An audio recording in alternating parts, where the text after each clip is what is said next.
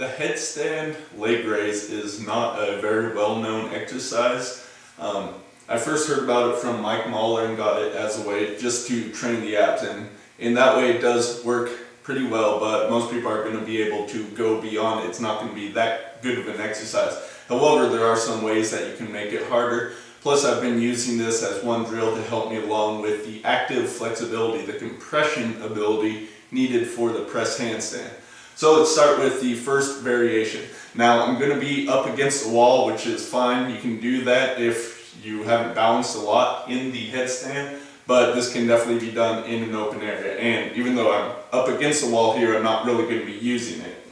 And just in case you do overbalance, you have that there to stop you.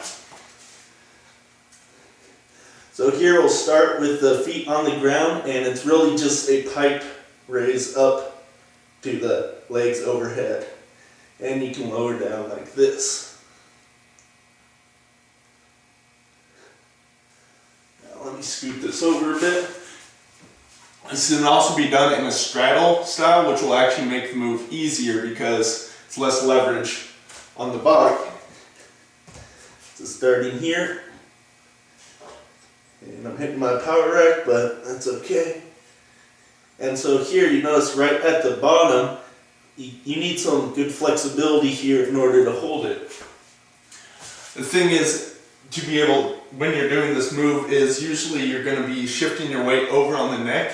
A way to make this more challenging is to make the headstand position more difficult. So I'm going to use the yoga style headstand where the fingers are interlaced and the hands are behind the head. So you're balancing across your forearms. And I'll start this one at the top position. And you'll see when I'm coming down in the Pike style, the flexibility required just is a lot more. And I can't quite do the entire thing. I'm going to try that in the straddle style. See how that goes.